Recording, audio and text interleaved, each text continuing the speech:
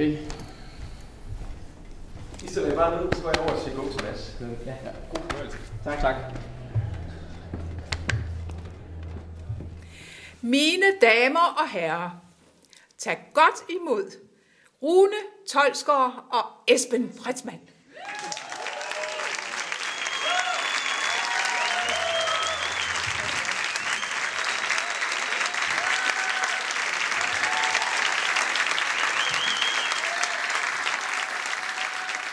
Hej.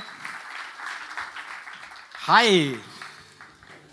Øj, for fanden, hvor har vi glædet os til i aften. Hvad hedder det? Esben og mig, vi kommer begge to fra Nordjylland. Vestjylland kommer jeg godt fra. Hvad hedder det?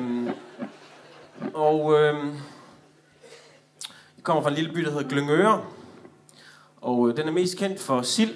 Kender nogen jo nok. Glyngøre sild. Og så for at have den bro i Danmark, hvor der er flest selvmord. Så det var et rigtig hyggeligt sted. Hvad siger du? Ja, det er et pragtfuldt sted. Ja. Da jeg blev 18, så tænkte jeg, den her by, den er bare alt for lille for mig. Jeg skal ud og opleve noget større. Så flyttede jeg ind til Skive. Og så kom jeg hjem i weekenderne og sagde sådan, det var ikke sammenlignet det her Glyngøre med det der Skive der. Der var alle mulige svømmehal og sådan noget derinde. Det var mega fedt. Nu bor vi så begge to i København, og for nogle år siden, 3 år siden, der havde du det faktisk lidt på den måde, Esben. Jeg følte simpelthen, at på en eller anden måde, jeg er blevet for stor til København. Altså, det føles klaustrofobisk. Og så flyttede jeg så til Berlin. Som bare, det var noget helt andet. Så kom jeg så hjem i weekenderne og kunne fortælle mine venner, at jamen, det kan slet ikke sammenlignes. Altså, de har nogle ting dernede, som du bare ikke finder i København. Altså, sporvogne og alt muligt. Alt mulige fede ting. Men nu er du hjemme igen, og det er rigtig dejligt. Nu kan vi igen lave ting sammen, det synes jeg er mega fedt. Den næste sang, den hedder Berlin, og handler om at bo i København. Og så bare synes København er bare blevet alt for lille for en. Jeg ved ikke, om I kender. Nogle af jer gør, ved jeg, at I gør.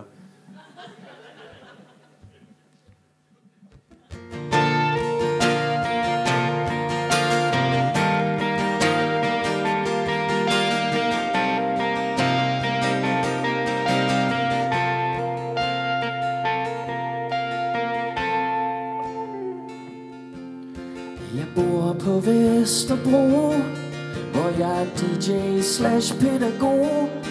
I et OK svedigt hood, med caféer og folk, der går klædt i wood. Men for en kreativ type som mig, bliver det hurtigt lidt for leverpostej. Nu har jeg fundet mig en anden by, som er meget mere ordentlig syg. I skal prøve Berlin. København bliver helt til grin. Der er et loppemarked i en Mauerpark, hvor man kan spille skak eller finde sig en vintage læderjakke. Jeg har en modeblog, som alle følger, og hænger ud med Trente Møller. I New York, hvor jeg er bosat. Det er byen, der aldrig siger godnat. For eksempel nede i Soho, der kan du få en frappuccino to go. Selv klokken 3 om natten, for sådan er livet bare her på Manhattan. Og I skulle prøve New York, som dansker får man et chok. Butikkerne har åben her 24/7, og det er sgu ikke løv. Når det skulle prøve New York, der går det fuldstændig amok. Der er altid en fest med modeller og DJ's, der skal spille. Hold kæft, hvor er København og lille.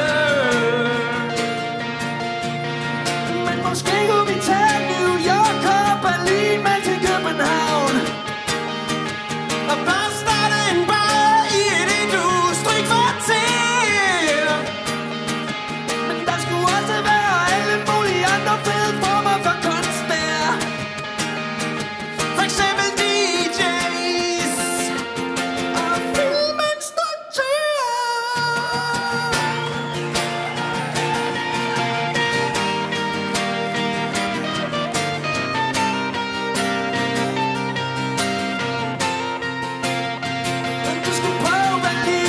Berlin. Tag på homo, bare drik hvidvin.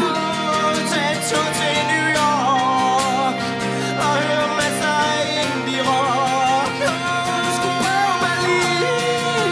Køb en retro kaffemaskine.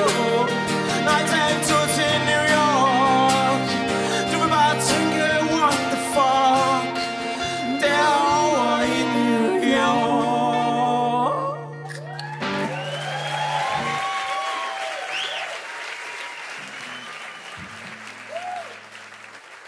Yeah. Yeah, yeah.